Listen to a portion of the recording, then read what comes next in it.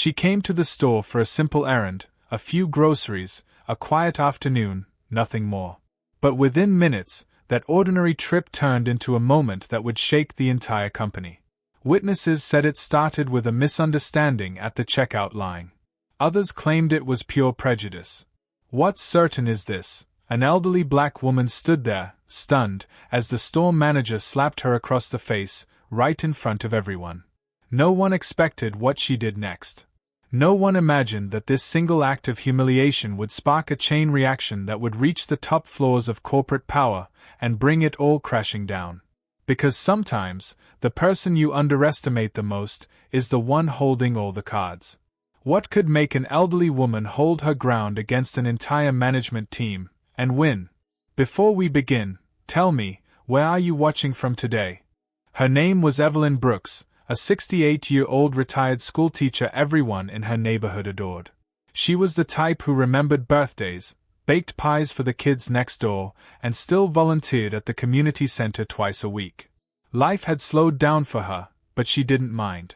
After years of teaching, she'd learned to find peace in small routines: morning tea on the porch, afternoon walks, and grocery runs every Friday to the same store she'd been visiting for over a decade. That Friday started no differently. The sun was warm, the air thick with the sound of weekend chatter. Evelyn hummed to herself as she walked down the aisles, carefully checking her list: milk, bread, and her favorite tea biscuits. To her, it was a moment of calm in a noisy world. But for reasons she could never have imagined, that calm was about to shatter.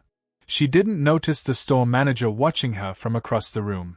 He'd always been curt, never rude enough to complain about, but cold enough to make her uneasy.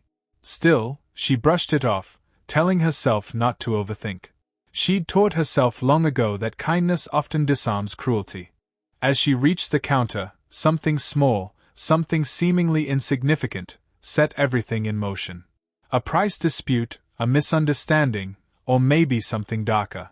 She couldn't have known that this quiet trip to buy groceries would soon make headlines, or that her calm, steady grace was about to face its hardest test yet. Because sometimes, the ugliest parts of society don't reveal themselves in riots or headlines. Sometimes, they hide in plain sight, behind a counter, in a uniform, wearing a name tag that says manager. Evelyn placed her few items on the counter, smiling politely at the young cashier who looked nervous. The girl's hands trembled slightly as she scanned the groceries. Something was off, but Evelyn didn't want to make a scene. Then, it happened: her card didn't go through. She tried again. Still nothing. The manager, a tall man named Rick Dalton, stepped forward, his tone clipped and impatient.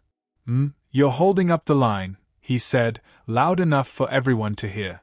Evelyn explained calmly that she could pay in cash, but his expression didn't soften. Instead, he leaned closer, inspecting her as though she were lying. "You people always have an excuse," he muttered under his breath. Her heart sank. She'd heard that tone before. Years of living through quiet prejudice had taught her to recognize it instantly. The tension spread like static through the air. The customers in line shifted uncomfortably, pretending not to notice. The cashier looked down, wishing she could disappear. Evelyn reached into her purse for the bills, but before she could hand them over, Rick snatched the bag of groceries away. "Not until we verify your payment," he said sharply. The disbelief, the humiliation, it all hit her at once. People were staring now. A mother whispered something to her child and steered them toward another register. Evelyn's throat tightened. Then came the shove. It was small, almost like a push to move her back, but when she didn't step away fast enough, his hand struck her cheek. The sound cracked through the silence of the store. The cashier gasped. A man nearby dropped his basket. Evelyn stood frozen, the sting spreading across her face. For a moment, time stopped. Then the world rushed back in, a blur of voices, phones recording, someone shouting, "You can't do that." But Rick didn't back down. His face flushed red as he barked, "Call security. Now." Evelyn took a step back, steadying herself. Decades of patience, of letting things slide, of swallowing her dignity to keep peace, suddenly it all felt too heavy. Something inside her broke free, quiet but unyielding. She turned and walked out, her groceries left behind, the crowd parting silently as she passed. Some looked ashamed, others afraid. No one spoke to her. No one helped. Outside, she stood in the parking lot, tears burning her eyes. She wasn't crying out of weakness. It was anger. A kind of anger that had been building her whole life. Within hours, the video spread online. The headline read, "Store manager assaults elderly black woman during payment dispute." Comments poured in, some defending her, others twisting the story, trying to justify the slap. But Evelyn stayed silent. The next morning, she walked into the corporate office, alone, composed, her cheeks still marked. She asked to speak with the regional director. The receptionist hesitated until Evelyn placed her phone on the counter, showing the video that had already been viewed over 1 million times. "You'll want to see this," she said quietly. What happened behind those glass doors would shock everyone, including the man who thought a single slap would silence her forever. The conference room was silent when Evelyn entered. A half-dozen executives sat around a polished oak table, faces tight, eyes darting between their phones and her bruised cheek. The air was heavy with discomfort, the kind that comes when guilt and fear share the same space. She stood straight, her small frame commanding the room more powerfully than any title or position ever could. "You've seen the video," she said quietly. No one responded, but the flicker of shame across their faces said enough. Rick, the store manager, sat at the far end. He looked smaller now, stripped of authority, his confidence gone. "It was a misunderstanding," he started, his voice cracking. "She got aggressive first." Evelyn's gaze cut him off. "Aggressive," she repeated softly. "You hit me because I asked to pay for my groceries." Her words hung in the air, sharp and calm. And every person who watched and said nothing, "You were part of it too." One of the executives cleared her throat, stammering about policy, training, and isolated incidents. But Evelyn wasn't here for apologies. She pulled a folded document from her purse and placed it on the table, a letter from her attorney, backed by civil rights advocates and a community ready to stand behind her. "I'm not asking for money," she said. "I'm asking for accountability. For every person who thinks someone like me won't fight back." Her voice didn't rise, but it carried weight. The kind of weight that makes people shift in their seats. The kind that comes from years of being ignored and finally being heard. An executive finally spoke. "We're terminating him immediately," she said. "And the district leadership, suspended pending investigation." Rick's head snapped up. "You can't do this," he shouted, slamming his hand on the table. But for once, no one listened. The security guard entered quietly, the same guard who'd watched it all happen and said nothing. He avoided Evelyn's eyes as he escorted Rick out. For the first time in her life, Evelyn didn't feel small. She didn't feel like a victim. She felt seen. Outside the glass doors, reporters had gathered. Cameras flashed as she stepped into the sunlight. The video that once showed her pain now showed her power. People online were calling her the woman who stood up for all of us. But as she looked at the cameras, she didn't smile.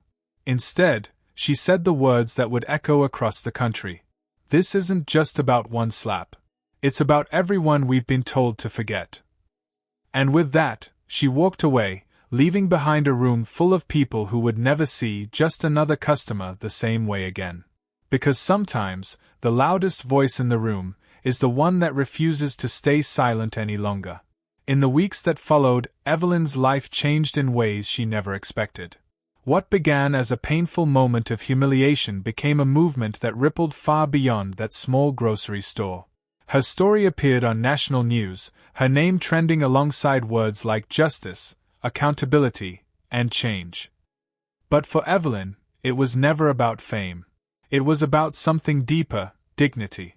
The company released a public apology, promising new training programs and leadership reforms. Yet, Evelyn knew the real change wouldn't come from press releases.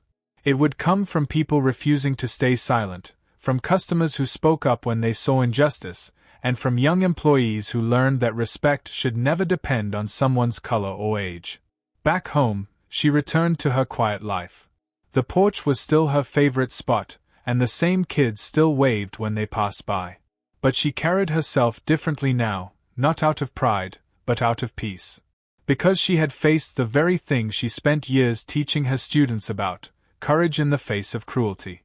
Letters started arriving, handwritten notes from strangers across the country. Some shared their own stories of being disrespected, profiled, or silenced. Others simply said thank you. Evelyn read every one of them.